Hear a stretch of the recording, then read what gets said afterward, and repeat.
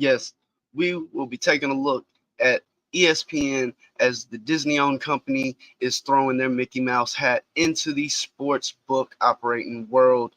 Yes, this is against all odds, and we're here to inform you not only on what's going on in the sports betting world as far as the operations side and some of the things that are taking place as far as legislation across the states, but we'll also be looking into some of the gambling and lines out there as we got NFL Week 1, Game 1 kicking off this Thursday.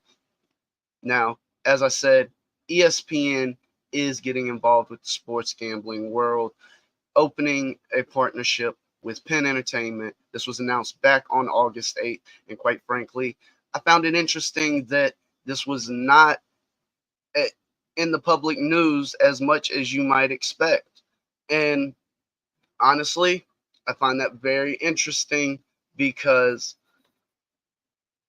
this is a big time name, and you would think that that would equate to a lot of excitement. But we're going to be taking a look not only at ESPN as far as what this may mean for them, but we're also going to look into Penn Entertainment, the company that's going to be operating the day to day operations of the sports book. Now, Penn forked up a whopping 1.5 billion to ESPN. Yes, that's billion with a B, folks. Now, Penn is severing their partnership that they've held with the Barstool brand. The Barstool Sportsbook was operated by Penn Entertainment. Now, we did see some issues arise between the relationship between Barstool and Penn Entertainment. A lot of this centered around what was going on in Massachusetts, where Massachusetts is leading the way in scrutinizing potential operators and companies looking to operate within the state. And while the Barstool brand does hold a strong fan base in the New England area, the involvement of Dave Portnoy seemed to be a concern for a lot of regulators. Not that he was out there with any wrongdoing or intentionally trying to, there were no illegal activities or anything such as that. But traditionally, when it comes to opening a sports gambling establishment, you need one or two things. You got to be an altar boy, or you got to drop a big bag off at somebody's house. Now, we've seen the relationship between Penn and Barstool become somewhat rocky, and I think part of this shows in how it was announced that Barstool Sportsbook would be no more, and that came through the announcement of them partnering with ESPN. There was no media cycle of Penn and Barstool separating, because that in itself does highlight few interesting things. A couple things that point to how much that relationship has soured since 2020 when the two companies came together. Now, originally, Penn Entertainment bought the Barstool brand from Portnoy. Of course, we saw that many of the Barstool people were kept on with the company along as far as the content side of things, and a lot of the people that have helped build what the Barstool brand is. Penn Entertainment sold the brand back to back to Dave Portnoy for $0, folks. They didn't want no money. They said, "Get out of our hair." And that's highly interesting because not only did they basically give the brand back, they also put in some rather interesting stipulations as far as what Barstool can do moving forward, as when it comes to a potential Barstool sports book, as in it won't happen. Barstool will not be allowed to open another sports book under the name of Barstool Sports Books. They also will be forbidden from advertising sportsbook and likely sports gambling advertisement across their platform. And this effectively removes the Barstool brand from this side of the sports gambling operation when you're talking about operators and companies opening sports books. Um, of course, they will still likely continue on with their sports gambling content that they've produced out there, and I don't think there's anything that'll stop them from doing that. But as far as the potential revenue dollars coming in from sports books to advertise on their platforms over the across different states will not be happening whatsoever. And that in itself says a lot about how things ended when it comes to Penn Entertainment and the Barstool people in general. Now, this does bring us to ESPN, and a lot of people may get excited when they see ESPN's name alongside of, you know, the word bet, the potential sports book. Now, it will be Penn Entertainment operating these sports books, and something that was a concern when Penn Entertainment was running the Barstool Sportsbook is their app and platform seem to struggle in simple operations, whether it be taking the bets, whether it be lines being available to the customers. And this is likely, well, it's hard to say what caused these issues, but it does raise some concerns when you talk about moving forward because Penn will be the ones likely developing and offering an app or platform to the customers. And um, it will be, it's hard to say, it's hard to get excited about that because if we're looking at what Penn was doing in the past, it does raise some potential concerns about what we'll see in the future. Now, does ESPN come in and help provide potential app or behind the scenes logistics and people to develop a better platform? That is unknown, but it has already been public knowledge that ESPN is looking to cut away from cable and broadcasting services completely. They want to be a standalone entity. In many households across America, ESPN is likely the only reason that cable still exists there. So the death of cable could be on the horizon, especially if we see ESPN become a standalone platform and more than just the ESPN Plus service that we've come to know. Because while some might think that the potential of airing sporting events, whether it be basketball, football, or many of the other sports that they air across their platforms, ESPN could still easily bid for these media rights and get them. Just look at Amazon and Apple TV and what's going on there with those companies. They've had no real issue as far as obtaining rights when it comes to airing sports media as far as games and events. And we've already seen ESPN Inc. deals with MMA companies like the PFL and the UFC to stream their fight cards across the ESPN Plus platform. So it is likely that ESPN would be able to work out deals where they would still be able to stream all the sports that we've come to know on the ESPN platform. And over the course of the past few years, as we've seen legislation become legal as far as when it comes to sports betting, we've seen sports betting incorporated more into the ESPN broadcast, whether it be full on segments that center around sports betting or live lines or odds placed on the screen, whether during games or, syndicated shows. This is something that is likely to increase if we're talking about ESPN getting involved as a sports book. Now, to somebody that's familiar with sports gambling and, accustomed to looking at lines and evaluating odds put up and things of that nature, this is really a non-factor.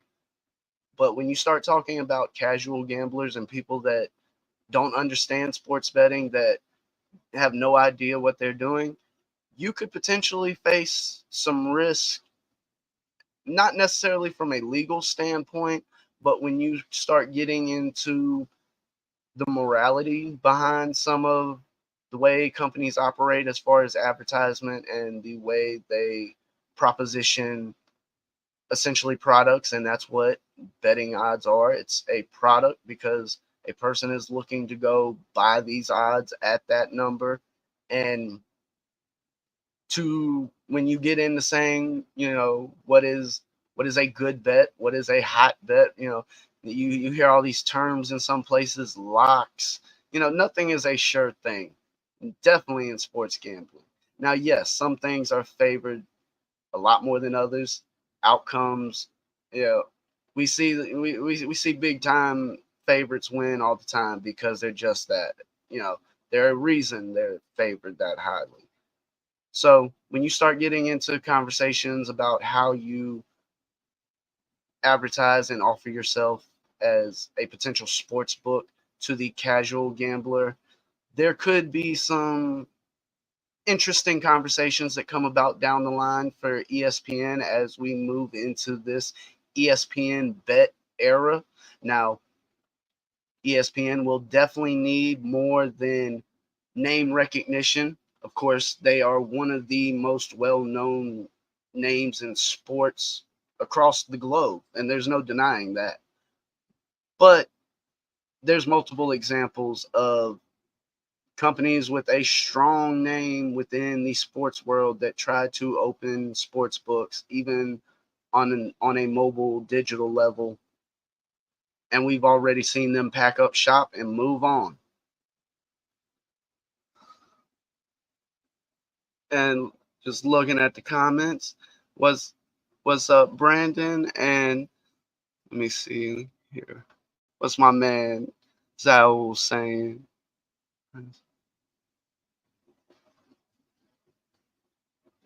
Well, yes, there's a lot of live betting that already occurs in stadiums and states where, well, as far as talking about sports books being in stadiums, and yes, live betting in stadiums through mobile apps and things of that nature.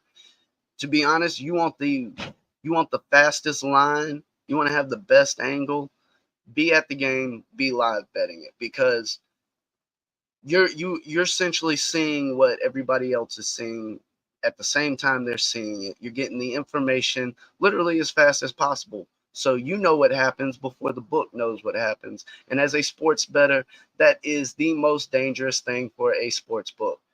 A guy who knows what's going to happen before they do, who gets the information before they do. So is Disney specifically using this to try and survive? It will be interesting to see because it's no secret that Disney was facing major cuts when it comes to the economic side of things, as well as we saw that affect ESPN directly, where we've seen analysts and hosts essentially be let go, not necessarily because they weren't popular or they weren't wanted on the ESPN platform. It was more about the dollars and cents.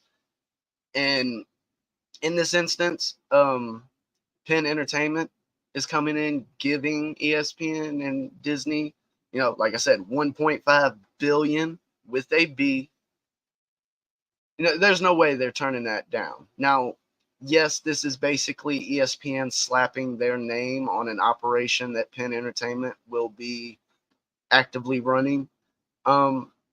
So the involvement of ESPN is the full involvement is truly unknown.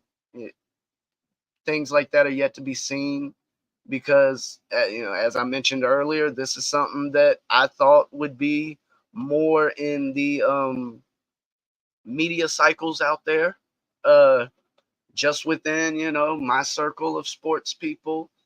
A simple little poll. It was about 50-50 people that even heard about that. A couple of those people are more familiar with sports betting as far as placing bets and so on, so that didn't shock me. But at the same time, you know, you would think this would be a big announcement that ESPN would want to push, and that's not what we've seen. So there's clearly a lot going on behind the scenes, and we'll see how things shake out.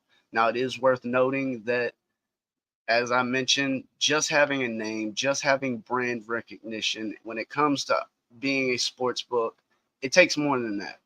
We've seen multiple companies that have strong names within the sports world. Fox Bet, Valley Sports Bet, you know, Valley Sports and Fox are two companies that have, a strong name within sports. Them not surviving and not being able to main operate as a successful business has more to do with being a sports book and less to do with your name and how many people know about you. Like any service, like any product, a person goes to the store because they know the store sells the item they're looking for. They go in, the store has the item, take the item to the cashier. They got the money to pay for it. But if you're sitting there telling them they can't have that item, that customer is likely not going to come back. And this may be a little dramatized, but it's a good example of how sports bettors operate. Sports bettors are shopping the best price between multiple sports books on the same bet, on the same prop, on the same angle, because they're looking for the best price. And anybody that's ever shopped for anything knows you don't always find the best price at one location just because they have the item. So, as far as the future for ESPN bets, it's unknown. It truly is, because ESPN could have their name all over it, market it all over the globe, anywhere and everywhere that they are legally allowed to. And still, that does not mean people are going to be placing bets with them. Recently, we've seen Fanatics also get involved with sports betting world. A sports book by the name of PointsBet, I believe, is basically selling their skin, essentially selling the rights to their operation for another company to come in and basically take over what they already had in place. For Fanatics, they saw this as their opportunity to get involved, and recently, in this past week, an executive for Fanatics in an interview mentioned that their focus is less on things like market share of the sports betting world and more on customer retention, building that strength and loyalty with a customer, because those are the things that are going to keep a sports bettor coming back because they enjoy the experience. And I got, my man Brandon Bizel. Let me see. I think that's exactly what he's talking about.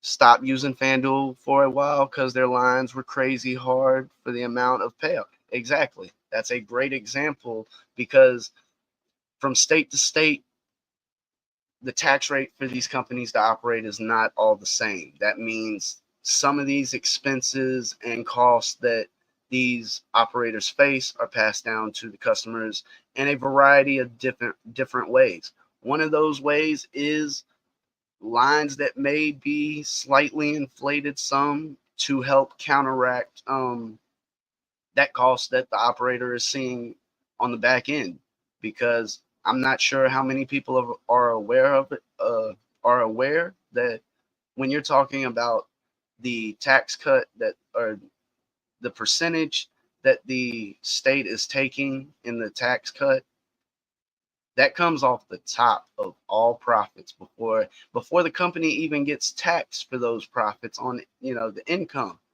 They're taking that right off the top. And in some of these states, New York is a great example where they just have an exuberant number at 51%, which is wild and insane. And we could see this greatly affect some of the operators in that state. Now, in other states, you see numbers more around the mid 20s, maybe mid teens, low teens.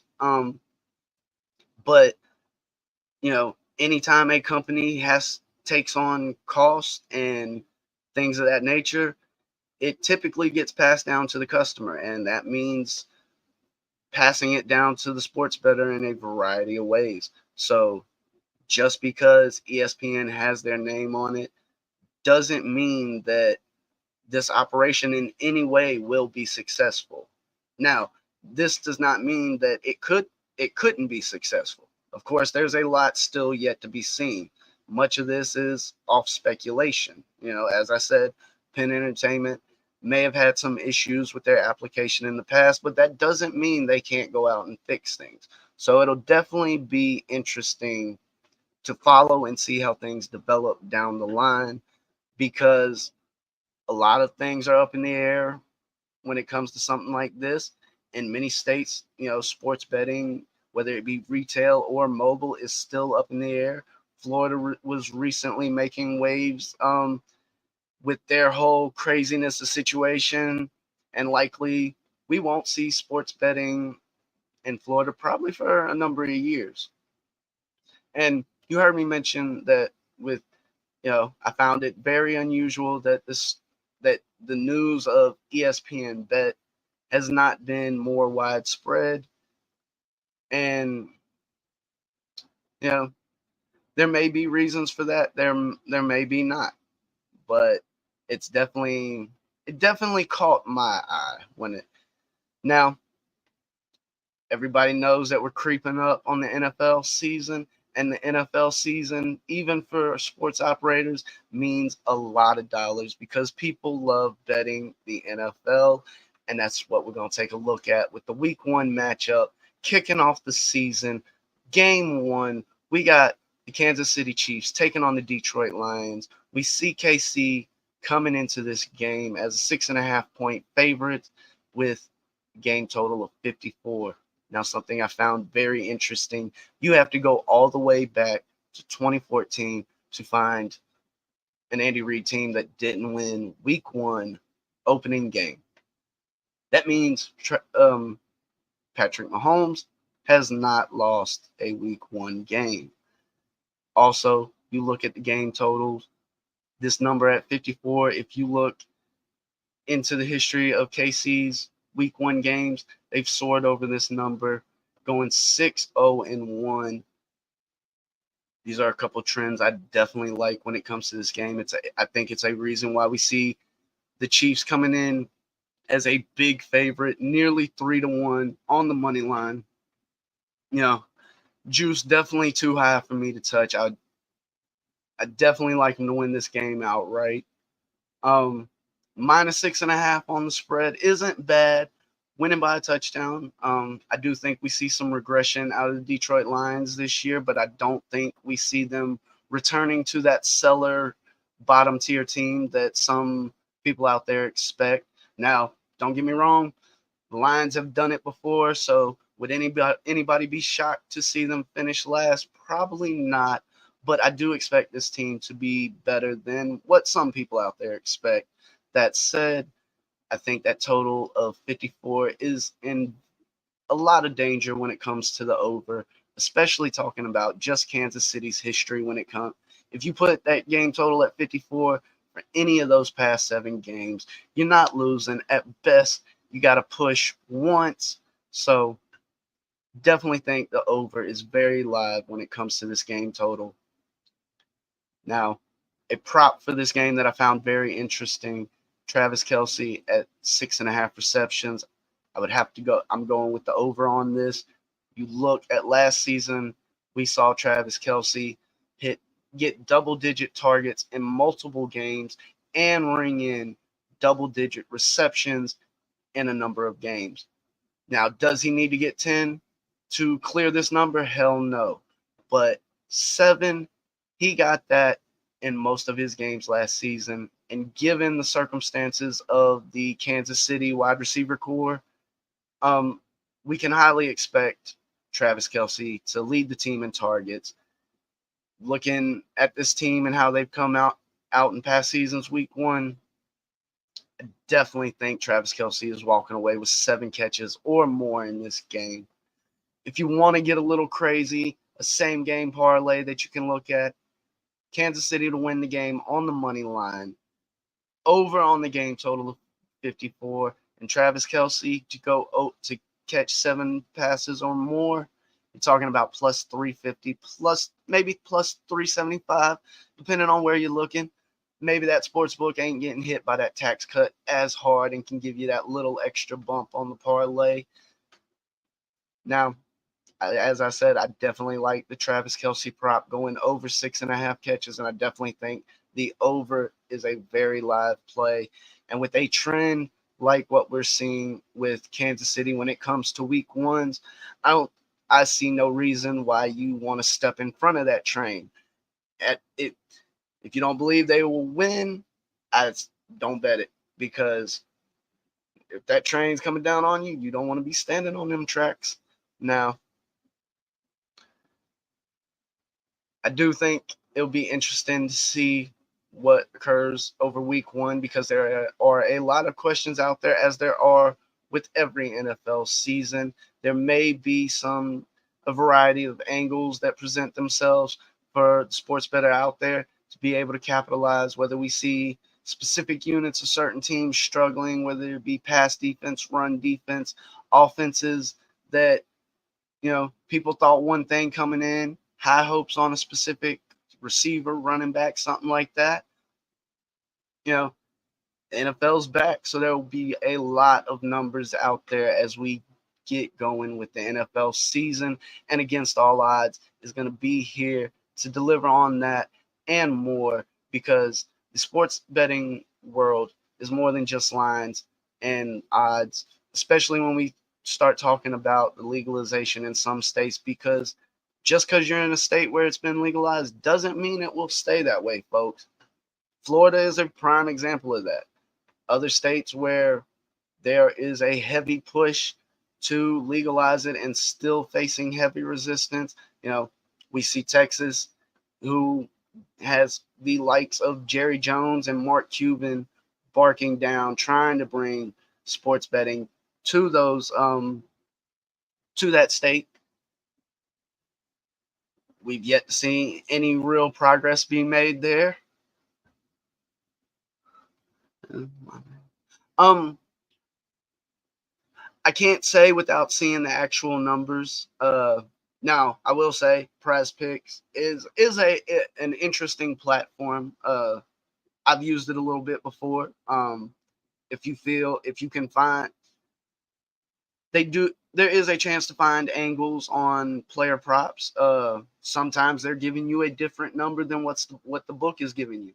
If Prize Picks is giving you 5.5 on that Travis Kelce reception prop, I'd like that even more, because I'm looking at 6.5, saying, "Hey, I'm gonna take the over." So if you're looking at 5.5, or God forbid, even something lower, yeah. So I definitely think Prize Picks is something you can use similar to a sports book when it comes to some of the odds and numbers you'll find. More specifically with player props, because people can put up a number. That doesn't mean they've actually looked into the team or the player and actually investigated how viable that number is. Because, as I just said, if you're talking about putting up a 5.5 on that reception props for Travis Kelce, I'm sitting here looking at the amount of games he went over, that he caught 7 or more passes last year. You want to talk about 5? Off the top of my head, I'm almost willing to bet that we're talking about 90% of the season. So, I definitely like those kind of odds. But yes, Prize Picks is from what I know, a very reputable platform. I've not known anybody to have issue with it. I won a few good 3 and 4 game parlays through the way they have it set up, and because of the way they structure things, I'd have to double check it just so I don't misspeak. But being able to have a 3-4 game parlay where all you got to do is hit on 2 or 3, and maybe you still break even if you lost one, that's very interesting as a sports bettor. There's potential ways to even capitalize on things like that. But without seeing the numbers specifically, it's hard to say one way or the other. Uh, but they definitely offer some interesting angles in the sports betting market. And as I said before, you know, that's what sports bettors do. They find the best angles, they find the best number. That does Just because I bet with one sports book doesn't mean I won't go bet with another sports book. Hell, I might make the same bet at two different sports books because I made it at one and I found a better number at the other. Now I'm gonna go bet it again at the other. So, you know, having a good number up as a sports book operator is is a very crucial thing to do and not always the easiest thing to do. You know, couple people I follow and watch, the Bostonian versus the book, Dave Sherapin. You'll hear from this man all the time. Nobody knows shit. And it's some of the truest words you'll ever hear when it comes to the sports gambling world, because a lot of people will tell you how they got the inside track. They know what's going to happen. They got this. They got that. Nobody knows shit. Just remember that. You could be Joe Blow on the streets and have the best angle, have the best number. You ain't got, yeah, that's the beauty of sports betting. So if you can find a bad angle, a bad number out there from a sports book, you hammer it, because that's what you're trying to do as a sports bettor. You're trying to find that best number. And to circle back around, talking about ESPN bets, that's a potential issue they'll face. How good of a number can they put up that's going to not only attract people to bet it, but also from the money side, not put them in a situation where they're not able to be profitable, because it is possible for sports books to lose money. That's the nature of the beast. And if a sports book is losing money, they ain't staying open.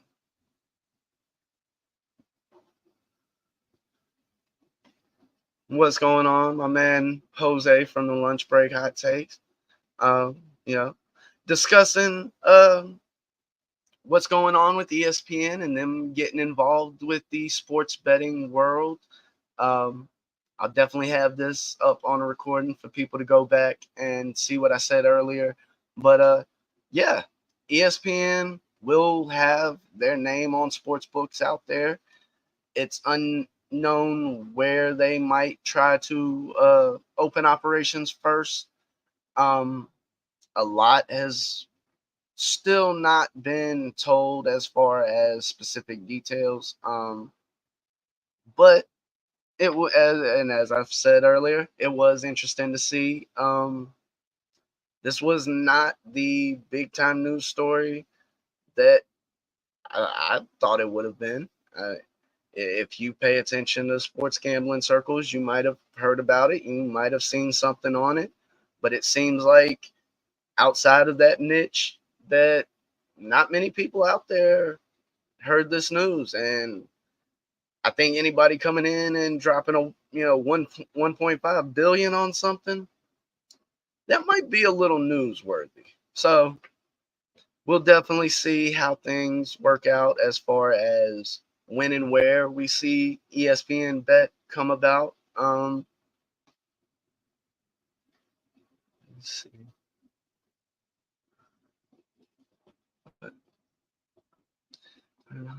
Talking about insiders, do you think that's an angle ESPN is pushing towards for sports news and trying to, as far as trying to fool fans? No, because at that point you start getting into some actual legal concerns, especially with some of the regulations they'll face, even on an advertising, from the advertising perspective.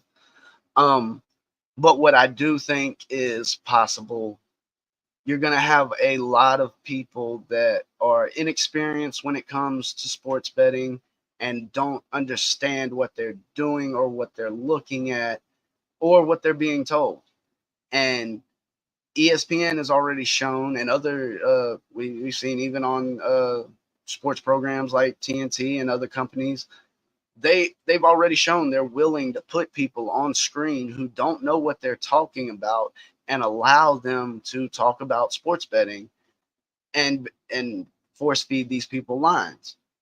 Well, you can, I don't want to say dangerous, but it definitely raises some serious issues that could come about down the line.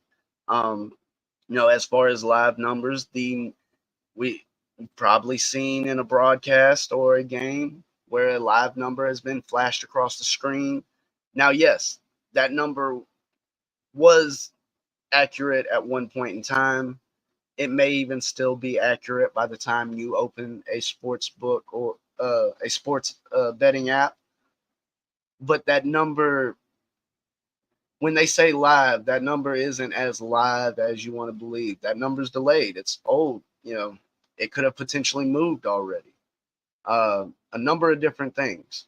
Circling back to the best place to be to get the fastest lines, fastest odds, or to be ahead of the line, you got to be at the game. Because, not to say, it'd be a big stretch to say that operators have somebody at every single game, but operators make it a point to get the information, get the feeds, to get what they need to put the line up before the customer does. So if you're watching a game through a sports betting app, you might even notice it, that lines move before you see something happen. And basically, they already know what's going to happen. They're not going to, if the number works against them, they're not going to let you bet it. Now, if it potentially works more in their favor, they might leave the lines up. But live numbers aren't always as live as some companies and platforms would like you to believe. So it's definitely important to be able to spot a good line or be able to recognize the value that certain odds may represent, especially in a live game. People that have heard me talk, whether it be within the LBHT community, on their Discord, and even on their show, you gotta know what you're looking for. You it's not as simple as, oh, this number is here. And with live lines, there is a lot of value that uh, comes about, angles that come about that were never available pregame, because of simple little things like a favorite being behind early in a game. Watch week 1. If Detroit scores first, you'll see a better money line on KC, maybe even by just a little bit. I'm not saying you're going to see them at a plus number. I'm not saying you're going to see them turn to the underdog. But just off of being down by an early deficit, you'll see the spread move. You definitely won't see -6.5 on KC. So these are things that you can look at with live numbers to potentially find better angles. But to just say that